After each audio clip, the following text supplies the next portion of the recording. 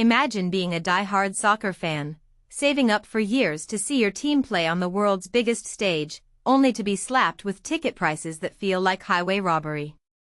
That's the reality many fans faced when FIFA announced the 2026 World Cup ticket prices, sparking outrage and accusations of greed. But here's where it gets controversial. FIFA has just announced a new plan to sell $60 tickets, with a catch that might leave you scratching your head. In a move that seems aimed at calming the storm, FIFA revealed on Tuesday that it will offer a limited number of affordable tickets for each of the 104 matches in the 2026 World Cup, co-hosted by the US, Canada, and Mexico.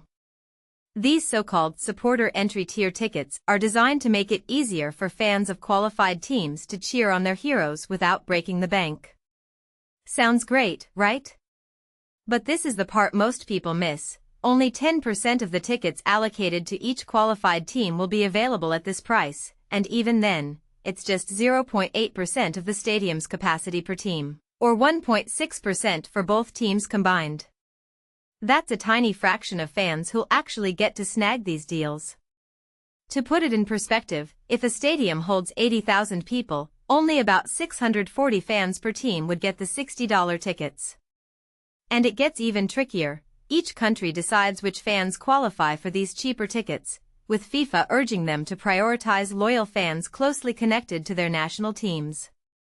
But who gets to define loyalty? And what happens to the rest of the fans who've been saving for years? The backlash against FIFA's pricing strategy has been fierce. Fans called the initial prices, ranging from $140 for group stage games to a staggering $2,735 for the US opener against Paraguay, a betrayal. Knockout stage tickets are even more eye-watering, with the final in New Jersey topping out at $8,680. For context, the most expensive ticket at the 2022 Qatar World Cup final was around $1,600. Is FIFA pricing out the very fans who make the tournament magical? FIFA defends its approach by pointing to the North American market's higher costs and its status as a non-profit that reinvests revenues into global football development.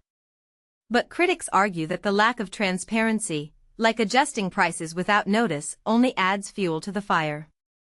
Football Supporters Europe, a fan advocacy group, welcomed the $60 tickets but called them a drop in the ocean, noting that the vast majority of fans will still face extortionate prices. Despite the controversy, demand for tickets remains sky-high, with 20 million requests already submitted. But for many, the dream of following their team across 3 countries in 2026 feels increasingly out of reach.